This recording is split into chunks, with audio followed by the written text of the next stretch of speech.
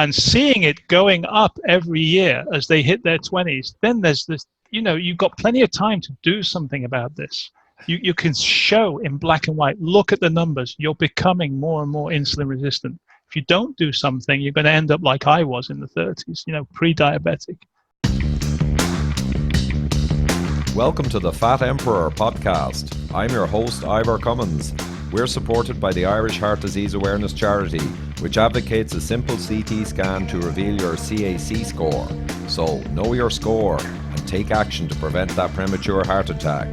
Everything you need to know will be right here.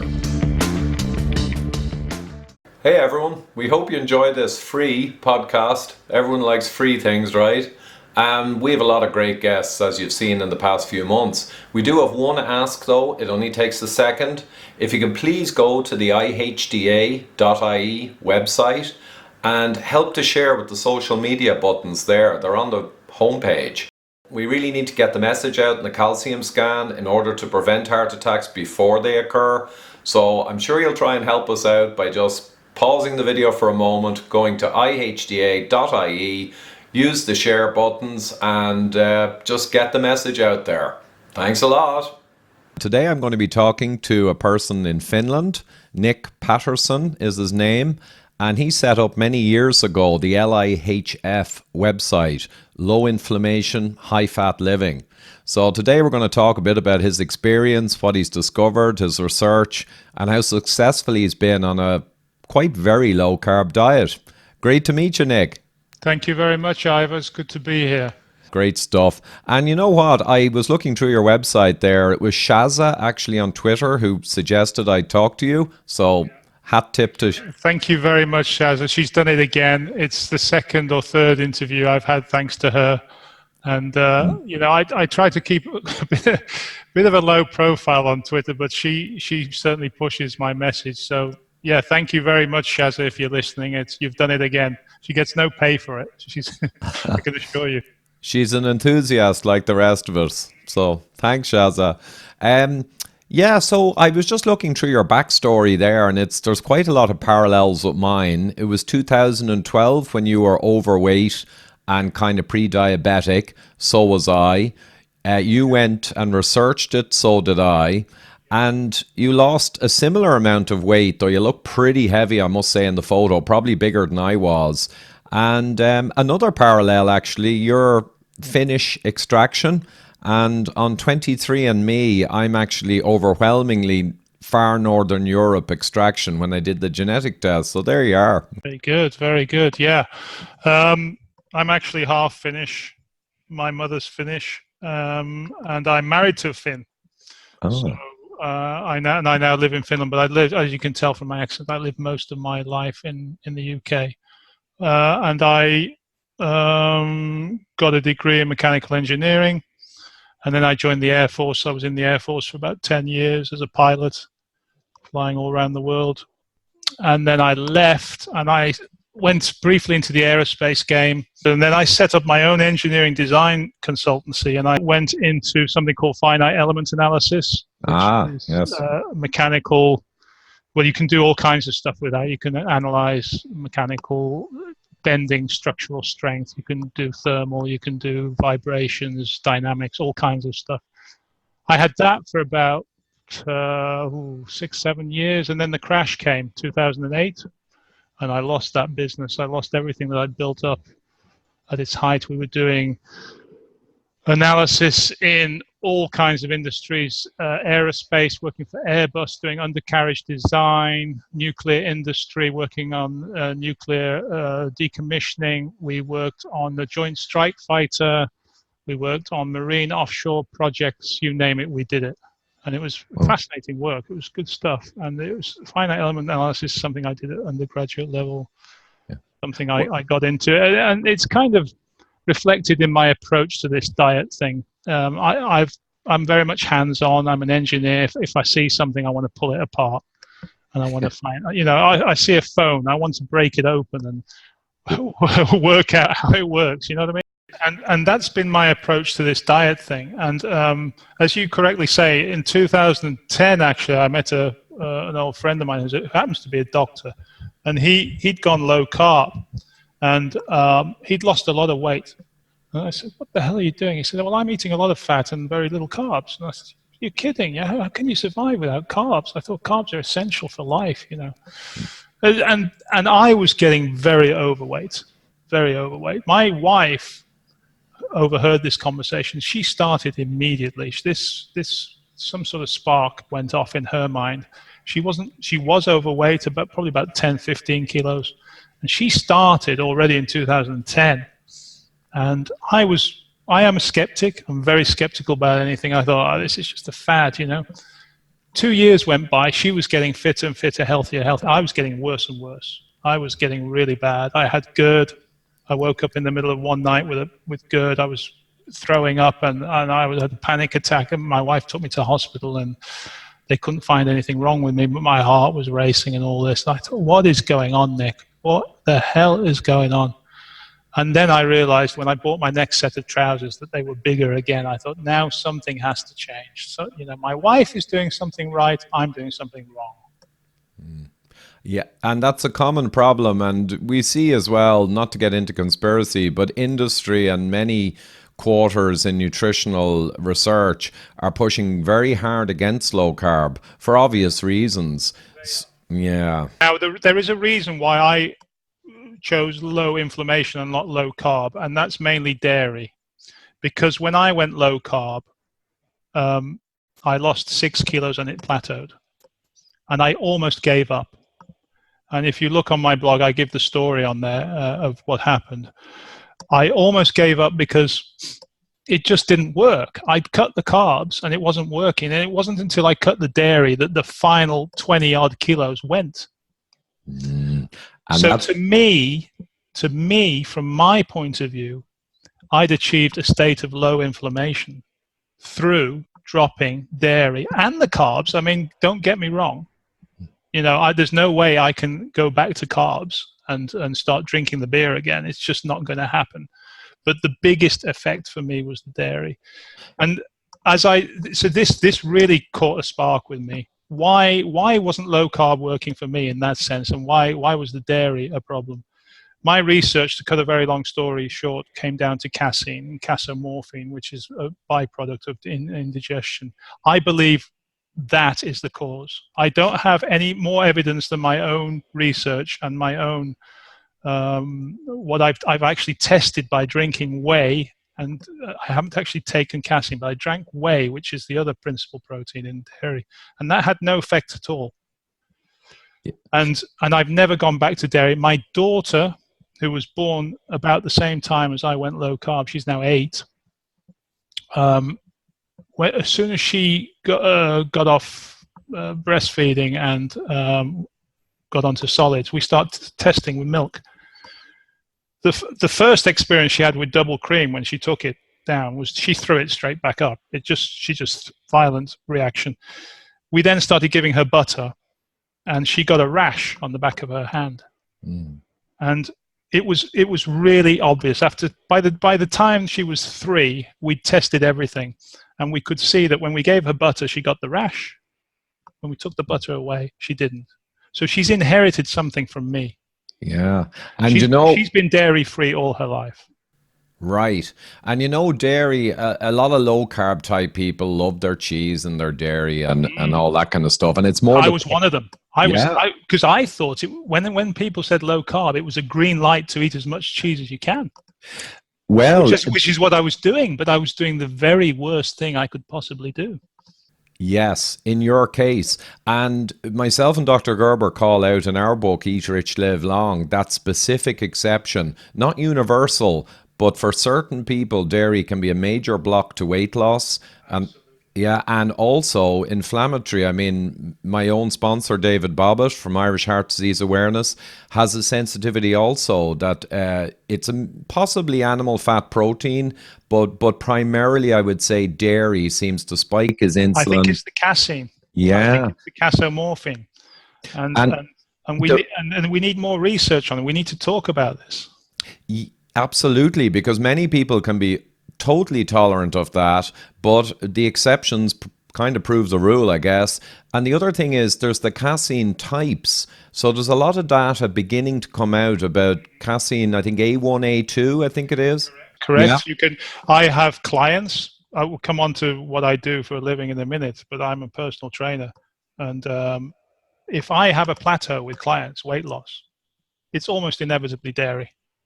Right. Take the dairy away, the weight loss continues, unless they have inflammatory hysteresis, which we can come on to as well. Oh, yes. We could come on to that. But if they've gone low carb, which is great, and it's not working, I say, are you still eating dairy? Yes. Drop it. Yes. Weight loss continues. Right. And actually, the first time I saw this, really, besides the paleo people many years ago who eliminated dairy just because it wasn't paleo, without a whole lot of science, was Professor Noakes in his book called out dairy as a block to weight loss. Not sure if he talked about inflammation so much as a barrier to weight loss or a plateau problem. And I think he perceived it way back as the energy density is very high. It's very edible, very tasty. But I think more and more, like you say, the other physiological effects, particularly to do with the casein, can be very problematic for certain people. So it's a really important one that people know about and not kind of flail around with low carb and kind of get into a failure mode and then back off from it. Exactly, because I was blaming the low carb. I was saying, this is bullshit. I'm eating as much cheese as I want. I'm eating as much cream as I want, and I'm still not losing weight. What's going on? Tell me. And then, nobody had the answers. It's just like, just stick to your less than 30 grams a day and you'll be fine. Well, I'm not fine. And drop the dairy and hallelujah, my ketones went off the clock. I was like 6 on the ketone scale, and weight was coming off at 2 kilograms a week just by doing that. Wow. And in my case, the dairy, certainly I've noticed in latter years, if I want to trim weight down, because I see that you're totally ripped, that is one difference between us. I'm still kind of nice and roundy. But if I wanted to lose weight, or when I do want to lose weight, I could be traveling a lot, sleep pattern is impacted, weight creeps on, too much indulgence. Cutting out the dairy is a key measure that I can take to start trimming back down again. And it's one of those things, there's no doubt. We need to have that conversation. So for me, I try to get people to think about low inflammation as a state to be in. Do whatever it takes to get into a low inflammation state. Now, if you told my younger self at 20 to eat 30 grams of carbs a day, he would have laughed at me, because I could have got away, and I did get away, as most of us do, with 100 and 200 grams, 10 beers a week. I wasn't putting on the weight. So for somebody of 20-something who's young and in fairly good shape, you can say to them, okay, for now, 200 grams a day and some dairy will keep you low inflammation, but that will probably change when you hit 30. When you hit 30, your insulin sensitivity is not going to be as good as it was. The dairy may affect you even more. So then you will have to change. You will have to do something. The state of maintaining low inflammation changes with your age. You can get away with things when you're younger. Absolutely. That you can't get away with in your 30s. It's just a fact. Yeah, and I always remind my kids, I have 5 kids here, and I'm not a kind of... Good God. Yeah. I'm not It's busy, all right. But myself and my wife, who are obviously both low carb, etc., etc. We're not kind of food Nazis. So they can still have treats and that, but we just keep a gentle controlling force. And another thing I picked up on from your website, which I 100% agree with, is you have to have some basic understanding of the mechanisms and how this works in order to be successful. So we always keep reminding them exactly that point. You'll be fine till you're 20. And as soon as you hit your 20s and beyond, then the weight will start piling on. So just understand how and why, and you'll know when the time comes. And the other thing which I hope we get onto is insulin resistance, because I believe, even from what I'm seeing in my clients, I believe that insulin resistance starts at a very early age, long before you see blood sugars going up.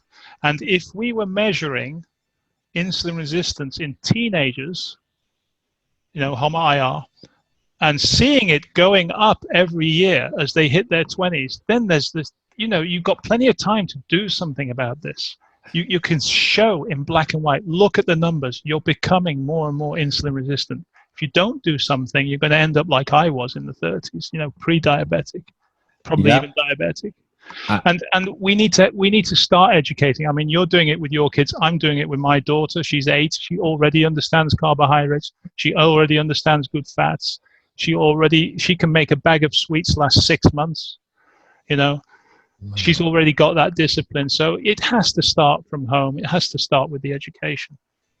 Absolutely. And the HOMA-IR is, I mean, the fasting insulin can be a little bit misleading. It's a noisy measure, but the HOMA-IR, when you put the two together, is a very good, simple measure without doing a 2-hour insulin or an OGTT. Exactly. And it's, well, do you want me to talk now about what I'm seeing in my clients, or should we come on to that later? Well, yeah, let's just run through insulin resistance briefly. It's obviously a huge interest of mine now for 7 years also. But briefly, what the HOMA-IR is and some of the mechanisms around it, and then we move on to the hysteresis and the inflammation model that you have. Well, for me, the HOMA-IR is just a very simple calculation. Well, okay, it might not be simple. There's 2 models. There's the first one and the second one. The second one is non-linear, and you need some software to run that, I believe. I don't have that software. But the first one, the HOMA-IR Model 1, is just a simple calculation that you can do yourself, or you can just go online and do it. Basically, it just tells you the relationship of your insulin to your blood sugar, how much insulin you're producing relative to your blood sugar. Now, what I'm seeing in my clients is that I, by the way, insist, all my new clients now, I've been doing this 2 years, all my new clients, I insist on blood tests to do this, because it is a major driver of how they're going to lose weight, if they want to lose weight, and it also affects their performance in the gym. There's no doubt about it. And they haven't got a clue. I mean, I'm telling my clients that they're insulin resistant, and it's the first time they've ever heard this in their life. Tragic. No doctor's telling them, because the doctor's only looking at HbA1c, if he's looking at that at all, and they're perfectly normal. I'm seeing clients with 5.1, 5.2 HbA1, perfectly normal. Fasting glucose, perfectly normal, all fine. But the insulin resistance is like, insulin resistance, HOMA-IR is like 2.9, 3, 3.4. Yeah, and above 1 really being questionable, and certainly towards 2 being pretty much insulin resistant.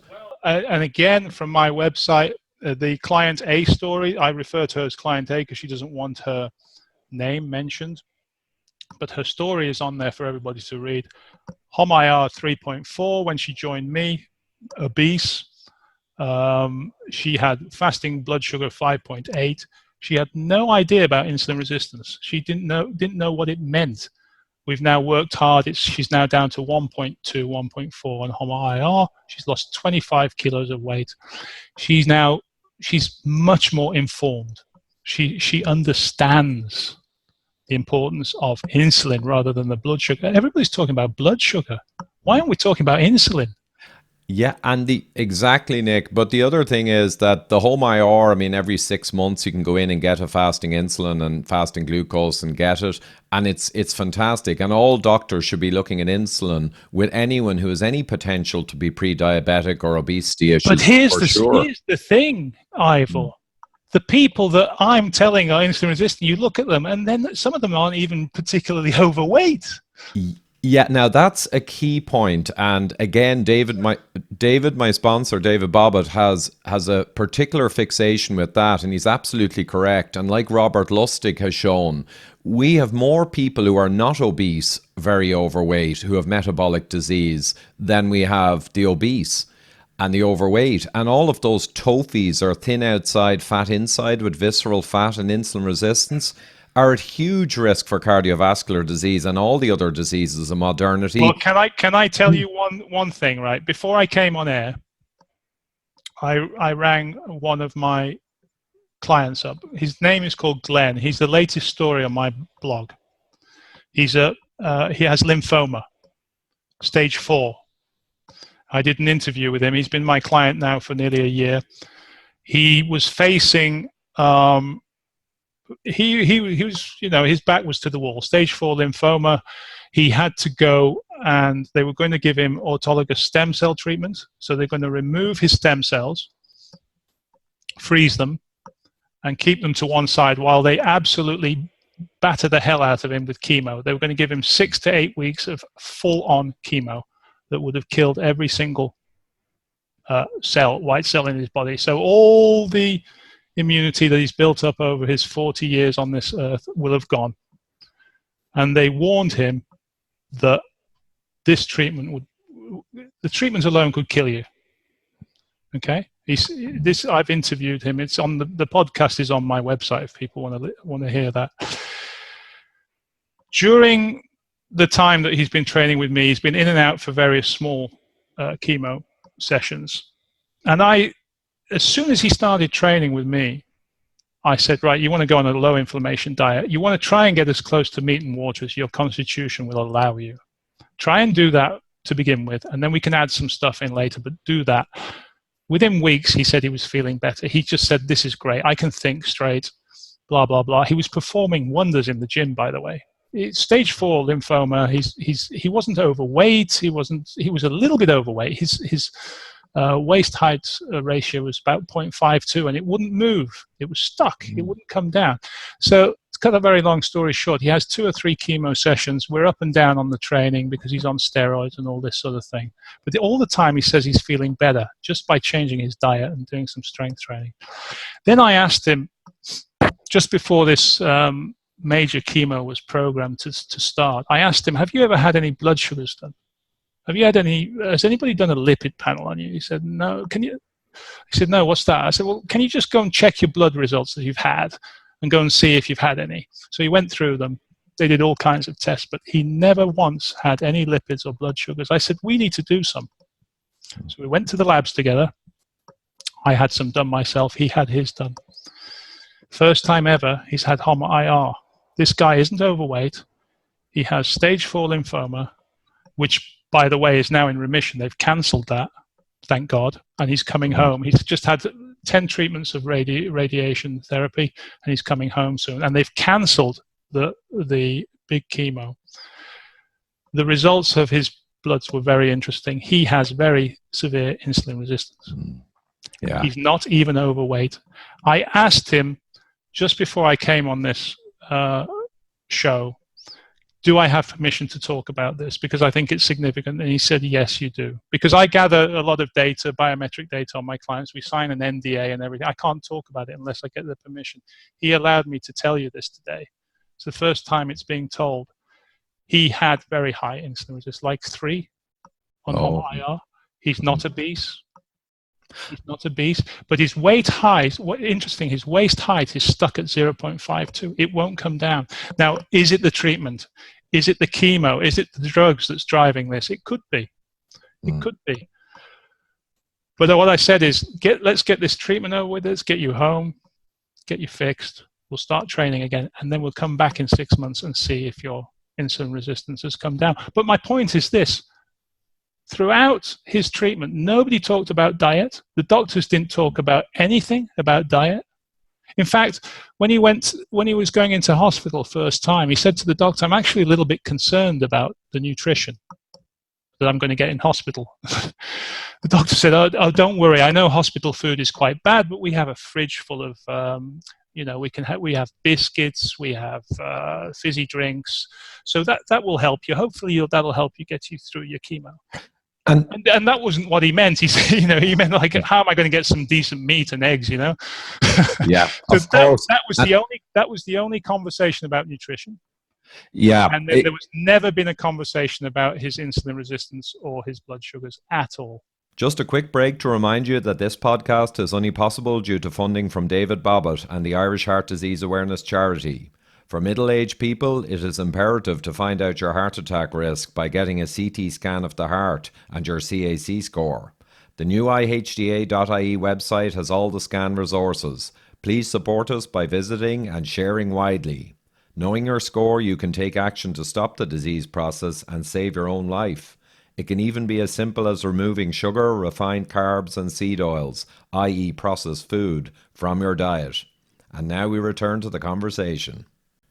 Yeah, and I know the Cancer Dream Team now in America, a huge team of top people run by a professor. His name escapes me at this moment, but they are remorselessly going after insulin's action, insulin receptors, as the next big thing in cancer. And the person, Lewis Cantley, possibly is his name. He's around 70 years old, I believe, but he looks around 40. He said he is scared of sugar. So basically, on camera, he said, it scares me. Not only does it drive cancer forward, but arguably also is causal in initiating. And he was very clear. And he leads the Dream Team, I think, in Stanford, an incredible array of cancer researchers. So the sugar and the insulin, or what's their greatest concern, do you think? The greatest concern is the effects that sugar and refined carbs have on driving hyperinsulinemia and all the other problems, I guess. As foodstuffs, he said they scare him. But his real focus is on the insulin receptor. And I think the second canonical pathway of insulin action, IRS1, and they're looking at, basically they have drugs that can suppress IRS1, but they don't really work, because if you eat a normal crap diet, the cancer, basically you're going to raise insulin anyway. You're pissing into wind, aren't you? Yeah, so what they found actually and published on is if you combine the synergistic suppression of IRS1 with a low-carb ketogenic diet, that's where in the animal models they're getting dramatic results. But without that's very interesting. Go on. Oh yeah, sorry. So I guess it just certainly resonates. And insulin, in fairness, in cancer, this is not, well, it might come as a surprise to some cancer people, but insulin and IGF-1 and everything around the proliferative effects of insulin in the body are intimately tied into cancers, and many cancers express large amounts of insulin receptors. So it's not like take a fad diet for cancer. In many ways, it's technical common sense that you do not want to provoke insulin if you have a challenge of that nature. And yet, yeah, I noticed though that the cancer people, especially in Ireland, I had a little run-in with them on Twitter, and they were violently argumentative against anything to do with sugar or carbohydrate being bad in cancer. They really oppose any discussion of diet. They're okay that obesity is linked to cancer increase, and they're okay to blame the victim and say, well, if you're obese, you'll have a higher risk. But they do not want any talk of diet driving or possibly helping with cancer. It's quite fascinating. What's behind this, Ivor? What's behind this? Why? Why don't they want to talk about this? I think there's a concern on their part about quackery, because there is some genuine quackery out there in cancer, of course, miracle cures. There's also the problem that a lot more people, I think, are presenting, talking about lower carb, low sugar and ketogenic diets to help, and they really resent that because they're there to give treatments, with various drugs or radiotherapy or surgery, and I think they find it very upsetting for more and more patients to come in talking about diet. I think it really irks them. And there's probably a lot more going on as well. Another thing I think is common to diabetes and obesity researchers around the world and nutritionists, it's basically if we now acknowledge that low carb or anything like that could be helpful in disease, it means everyone was wrong for the last 50 years and arguably put people from the frying pan into the fire. So I think there's that sense of maybe guilt mixed with accountability or being called out, maybe. I think you're right. I think lots of people have put their skin in the game in the wrong game. Yeah. And they're going, they can't back out. They just can't back out. Whereas people like you, me, and everybody who's sorting themselves out, we have our own skin in the game. We're not funded by anybody.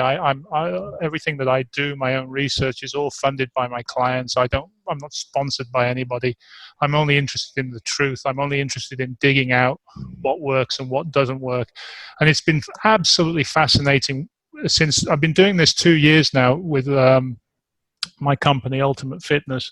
And it is amazing once you start looking at insulin and insulin resistance, what a big say it has in everything, in performance in the gym, in weight loss plateau, to the extent that it almost, whatever exercise you do almost doesn't matter. And I've just been reading this book by John Little. Do you know John Little, the co-author of Body by Science?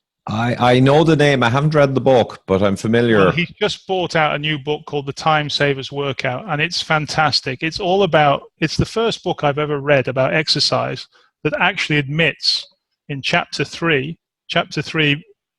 being entitled Stress, Insulin, and the Non-Responder, it's the first book that actually admits that there may be a cohort of people who will never respond to exercise because of insulin. If I can quote from this book, a study out in Finland revealed that there exists a portion of people who simply do not respond to strength training, and some people who simply do not respond to endurance.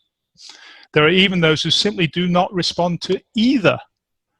The researchers in Finland took 175 sedentary adults and put them on a 21-week exercise program. The subjects were divided into groups that jogged, walked, lifted weights, or combined the three activities. The fitness and muscular strength of the subjects were measured prior to and at the conclusion of the study. And, to the surprise of the researchers, the data was all over the place, running from a -8% to a +42% gain. There was no correlation. There was no sort of one thing works better than the rest. And then the further research quoted in this, just a few lines further, Jamie Timmins, professor of systems biology at the Royal Veterinary College in London, he says in her review, it's actually a he because I checked, it's actually James Timmins, of the foregoing study indicated in the Journal of Applied Physiology, and I actually tweeted this the other day, that there will be millions, quote, millions of humans that cannot improve their aerobic capacity or their insulin sensitivity, nor reduce their blood pressure through exercise. And I'm kind of seeing that. I'm kind of seeing non-responders, and I'm seeing those that respond the best have the lowest HOMA-IR. And that is amazing. I'm gathering that data, and every day I'm gathering more and more data to see this. And I support what is said there, that there are people who are going to struggle because they have insulin resistance. And a lot of this can be epigenetic, can be inherited. Yeah. And, you know, in a general sense, exercise is great, particularly stress exercise and body weight, you know, training in general. But as you say, there are certain people who will get very little benefit, and overwhelmingly, it's what they put in their mouth that will be the major vector to help. It is. But if I can refer back again to this client A story, she has inflammatory hysteresis, what I call inflammatory hysteresis. She's come back down the inflammation curve and she's stuck. She's one of those people who has lost a lot of weight, but has got to that point on the graph that I talk about in my post that I sent to you. I think you read it. You said you read it. I did. And if you look at that graph, systemic inflammation against diet, she goes all the way back from B back down to C. It's very difficult to describe. It's a hysteresis type of graph. Actually, yeah, Nick, it just occurs to me when I put this out, I'll put the graph on the screen as you're talking now. So you're so familiar with it, you can talk through it, assuming fantastic, right. It's there as a visual. But the concept of hysteresis is very important to get to people. And as you say, molecular memory, or you actually say metabolic memory, but the same concept. And, you know, if you damage yourself over a long period, you can't simply go back to eating good food and magically everything's fixed. So maybe run through the whole hysteresis concept. Right. So this graph, I'm assuming this graph is now visual. So yeah. When you look at this, you have on the x-axis, we have high inflammation diet to the left, low inflammation diet to the right. I'm not going to argue about which is which, you know, the particular diet. Is it a vegan? Is it, let's not talk about vegan. Is it a low carb? Is it a high carb or whatever? That's for the individual to decide and work out. But let's assume a high inflammation diet as manifested by something called your inflammation index, which I call the product of your waist height ratio and HOMA-IR. So if your HOMA-IR should be 1 or below and your waist height should be 0.5, in an ideal world, you should be 0.5 on the inflammatory index, the product of the two. If you start on a high inflammation diet, you'll be at point A in your life. And as time progresses, your inflammatory state will just increase and increase and increase until you get to point B. When you get to point B, you decide, I've had enough. You want to make a lifestyle change. You go onto a low inflammation diet. And as you correctly point out, Ivor, you can't just go back down to, you can't just come back down from B to A. You have to come back down from B all the way down to C, which is the point at which you have some hysteresis. For some people, this will never go. I am convinced now that for some people, this will never go. The best thing you can do is manage it. If you're lucky, like me, you will come back down the curve from B to D. D is where you want to end up, the lowest inflammation state that you can get, where everything has been reversed. That's the ideal world. I was lucky. My HOMA-IR is now 0.6, 0.7. I don't know how I did it. I went on to zero carb for about 18 months. I hadn't been measuring HOMA-IR prior to about a year ago, so I don't know where I was on that curve prior to that. It's a new concept that I've come up with. But I'm lucky. I'm at point D. And it's probably only genetics. Genetics and the fact that I could get away with this. If I'd continued from A and stayed at B longer than I did, I may not have reversed it. Yeah, indeed. And as you say, you have essentially reversed the molecular memory of your past sins. And part of that might be genetically you had a capability to do that.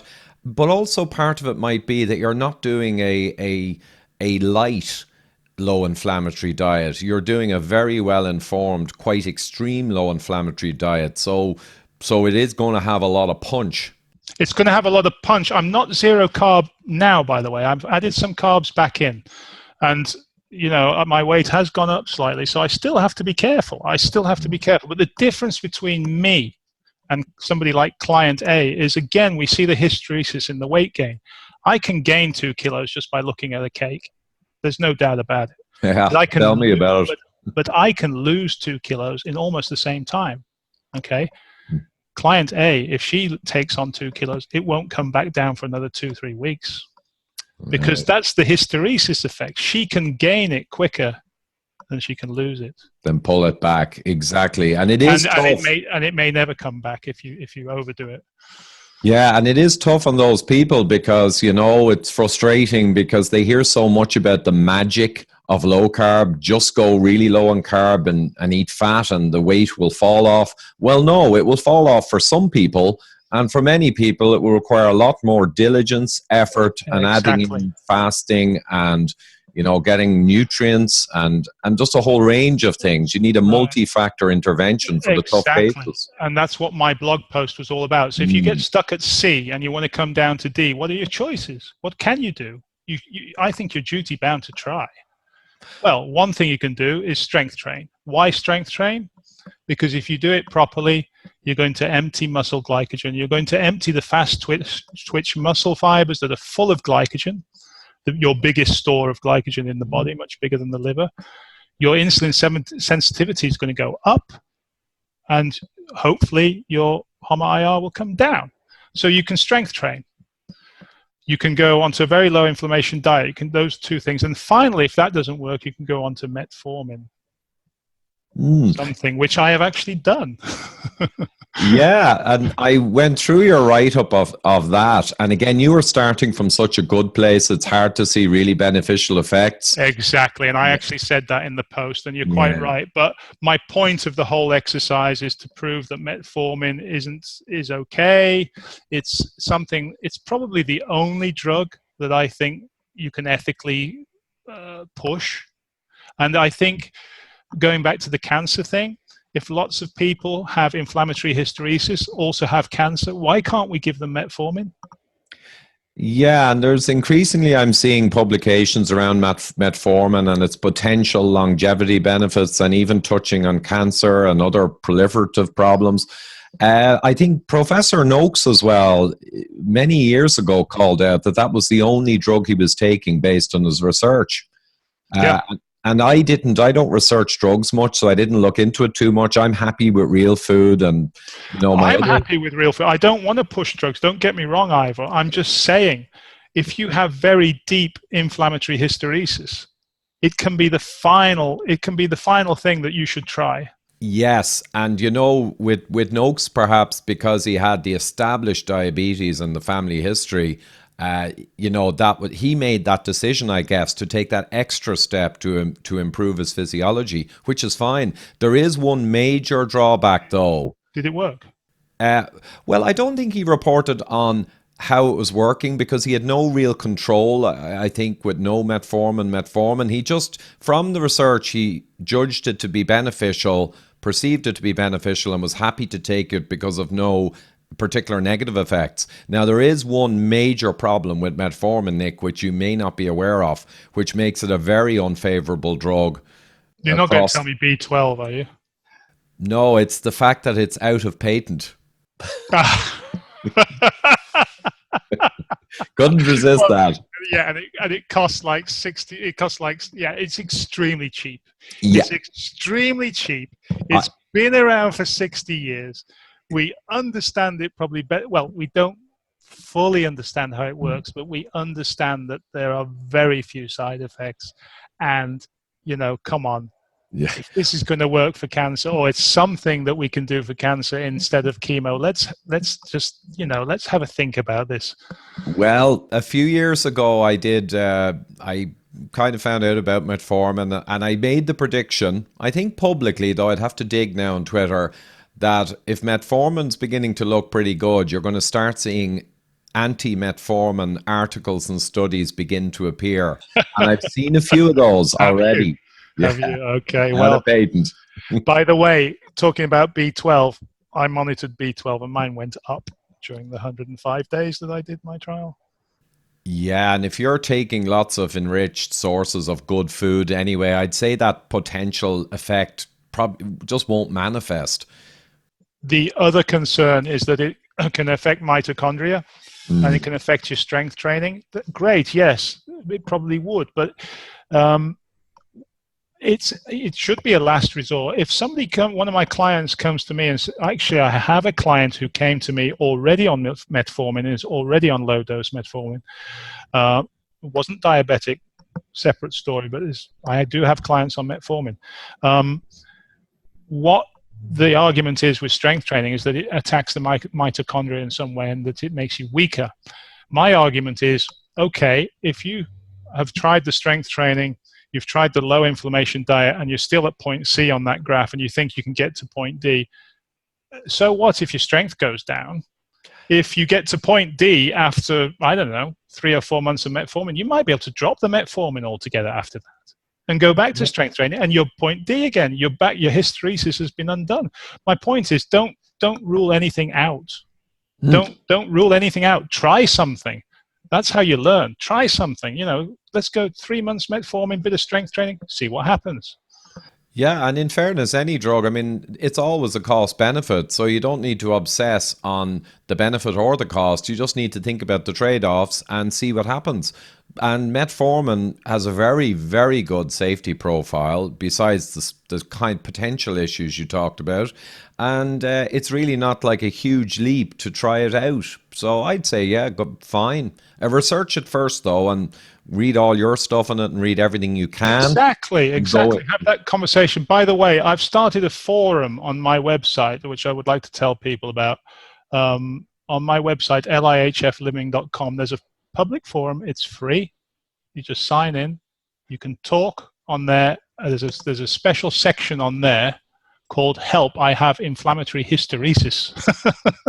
And it's specifically for people who get stuck on weight loss. I want to hear those stories because all I've got is my small little collection of clients, which is great. I've got all kinds of clients, but I want to hear some more stories. If you're stuck with inflammatory hysteresis, you can't for the life of you break this, especially people like perimenopausal women. Yeah. Hitting their 50s, right? Hormones all over the place. Weight is coming on and they can't get it off. Please get in touch and start this conversation because I want to know more. If there's a way of breaking this without metformin, with or without metformin, there's one guy has already started on the blog, on the forum. His wife is a doctor, so he's in good hands. And he started to take metformin. He has some very high triglycerides.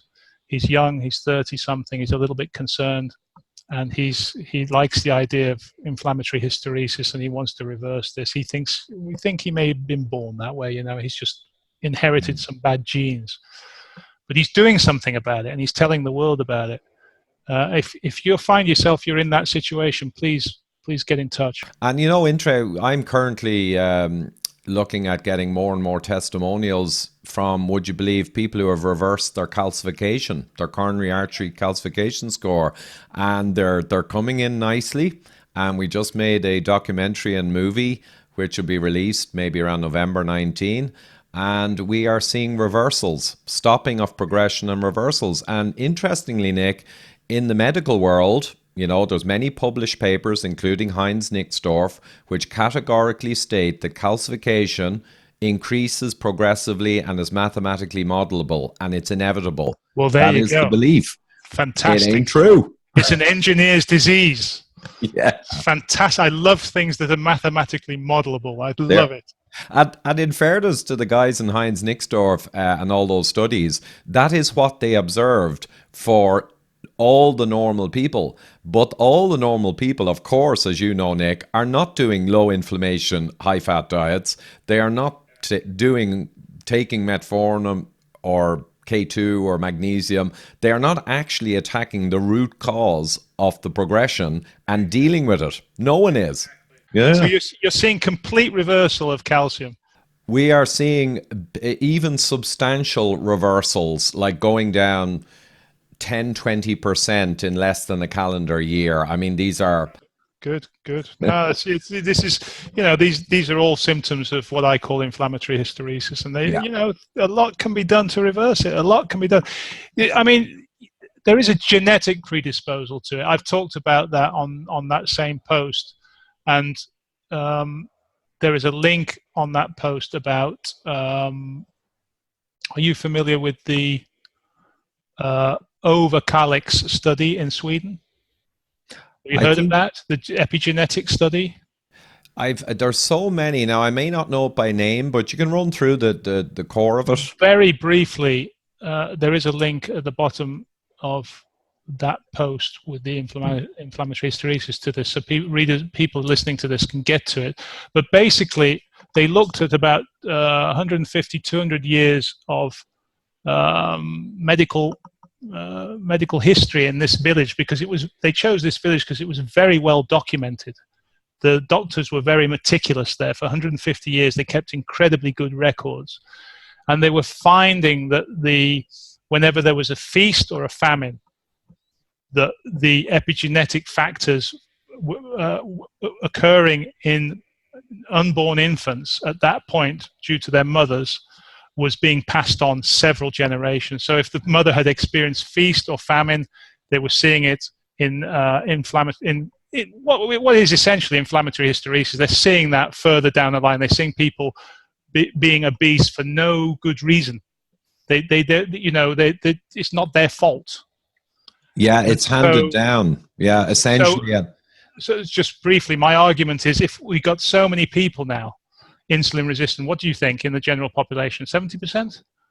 70 is a great figure. American figures for over 45s from CDC are over 45 years of age adults, around 63 or 4% are pre-diabetic or diabetic, and that's only using glucose measures. Exactly. Yeah, exactly. Only glucose. So So imagine if we used HOMA-IR. Good God. We won't go there.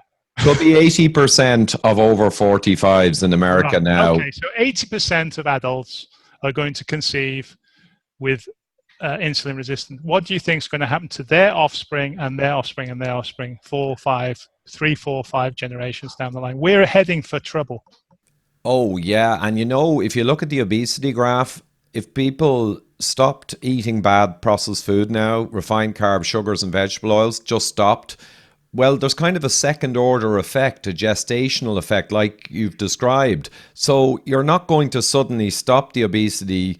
It's going to overrun with all of this epigenetic built-in code that is going to take a generation or two, even if everyone started eating right, to back it back off.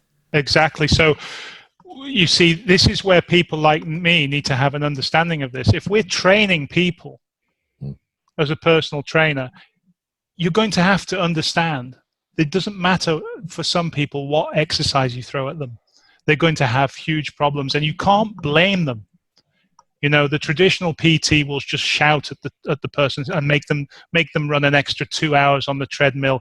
It makes no bloody difference. This person has got inflammatory hysteresis and they don't know it. Once everybody's on board with this and they understand it, it's then a case of, okay, it doesn't matter quite what exercise you do. Let's do the best exercise we can for you, which is to empty muscle glycogen and try and drive up your insulin sensitivity. Let's do that. And the other point is strength training confers other benefits. If I go back to this client A again, she was so badly inflamed in her joints when she came to me. She couldn't literally take her right arm and touch her left shoulder, and she couldn't take her left arm and touch her right shoulder. She was so bad. You know, it was awful. She just couldn't do anything. She has inflammatory hysteresis, as confirmed by her HOMA-IR, but now she's doing handstands on the parallettes. Wow. And she can not only touch her shoulders, she can scratch her bloody back now. So, you know, those are the other benefits that strength training brings that you can't measure. The quality of life, the quality of life. Yeah, in fairness, there's many, many benefits to exercise beyond directly fixing your insulin sensitivity, or certainly directly weight loss. Yeah, it's beneficial in a broad brush sense, in fairness. Though interestingly, Nick, would you believe I have a paper from a few years back, and this team were looking at, basically we know that exercise has a positive neurological effect, and that's broadly accepted by everyone. And they wanted to look in and see, well, why does exercise, what is the mechanism that links it to neurological benefits and improvements?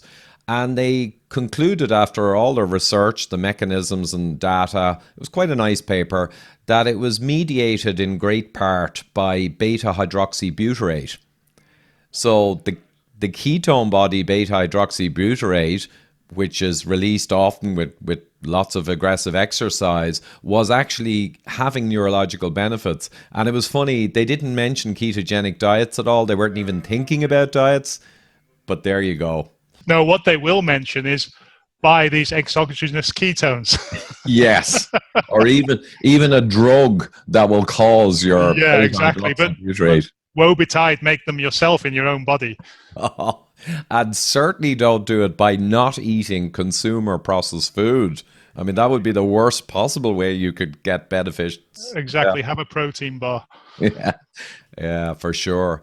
So, you know, are there any other core things maybe we'd get out? I know you got a hard stop here coming up, and so do I, but any kind of, or maybe it's to summarize the overall picture, whatever you think. I'll tell you what I've learned. What I've learned in the 2 years that I've been doing this is that you don't need to go running to be fit.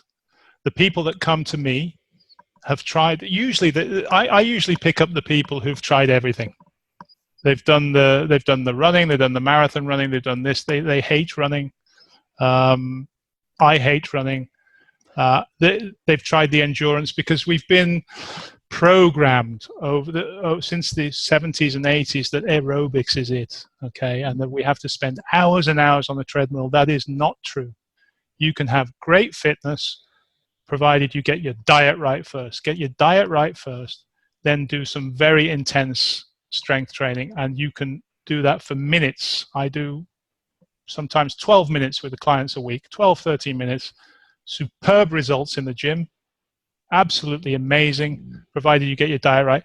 Then just go and enjoy life. Forget about spending time in the gym. I hate being in the gym. I only like going to the gym when somebody pays me. Yeah, and that's true. And again, it might sound quite negative, but we've already clarified there's lots and lots of benefits to exercise, but trying for many people trying to fix your weight or other issues, it's not the most effective route compared to what you put in your mouth, and having a low inflammation diet, a really good one, and the other factors. Exactly. And the other thing is, not everybody is a runner, not everybody is a swimmer, and not everybody is a cyclist, but everybody can lift weights. My oldest client is 70, and you can lift a weight. And you know what the beauty of that kind of training is? And I often mention Dr. Ted Naiman has very simple workouts where you do virtual skip rope just to warm up a little for a few minutes, and then press ups, squats, lifts if you have a bar, but just a few basic strength exercises for a short period. Big bang for the buck, and you can do them watching television even. Exactly. That's it. And that's what I do. That's what I do for a living. I take it a bit more scientifically. I have 8 protocols. I'm monitoring, I'm recording and everything. It's for people who don't want to think, who just want to turn up once a week. I change the protocols. I gather all the data. It goes into a positive feedback loop. And then I look at how I can improve everything. And I'm just getting better and better at extracting more and more out of my clients based on the biometric data I gather. So by the way, we're not just looking at insulin and blood sugars. We look at lipids as well. So I've got all that data on my clients. When they go onto a low inflammation diet, cholesterol goes high, but triglycerides, LDL, HDL is beautiful. Beautiful low. We got to get over this lie about cholesterol as well, but that's something else for another podcast. All my clients who've gone low inflammation have very high cholesterol, but they've got beautiful triglycerides. The ones that don't have, even the ones with some inflammatory hysteresis, still have good triglycerides. And we need to be gathering this sort of data, and people need to be informed about this. You don't need to go to your doctor to find out about this sort of thing. Yeah, and if you, as I always say, if you don't measure it, it don't get fixed. And measuring it, understanding it, is the absolute path to success. You can't just be told to eat a certain diet and start munching away cluelessly, because the slightest roadblock, the slightest challenge, and you're going to be lost irrevocably. Couldn't agree more. Yeah, that is the way to go. And just one final point, actually, you mentioned the cholesterol. Yeah, I've talked a lot about that, but the cholesterol ratios, as you say, of course, and other are much more important than the absolutes. But it's interesting that you see a lot of people getting much healthier and insulin sensitive and tending to have high cholesterol. And this is coming up quite a lot. But the ApoE4 genotype, I often mention, David Bobbitt, my sponsor, he's funding me to get the message out in calcium scanning. Who do you work for? Oh, David Bobbitt of Irish Heart Disease Awareness. So basically, he was skinny, toffee, enormous heart disease when he got a scan, and discovered then he was diabetic. His fasting was good, his A1C was good, but his blood glucose was hitting 20 millimole after every meal. Shit. What he finds, being ApoE4 with very high disease, as proven by the calcium scan, if he takes the cheeses and excessive fats, it's not just his cholesterol goes up, but his triglycerides go up, his small dense increase, and his insulin and his lipo-IR, and kind of all of his inflammatory markers move gently in the wrong direction. Oh, and because of what? Because of what?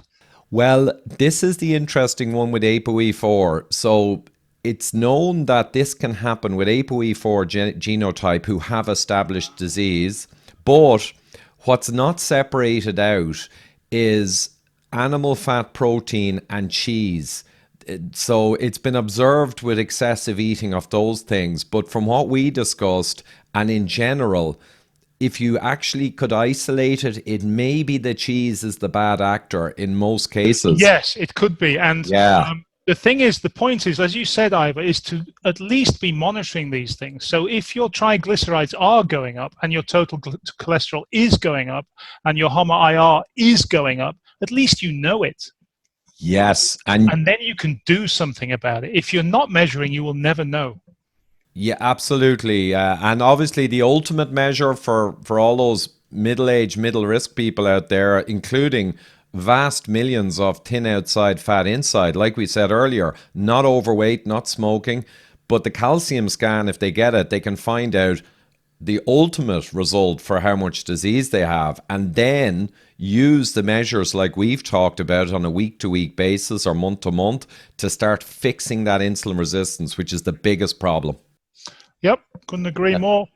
Great stuff, Nick. Well, listen, we'll come back again and chat in a while, but this was a nice one to get the core out there. Yeah, thank you very much. Can I just have a quick plug for my personal training website? It's ultimatefitness.fi.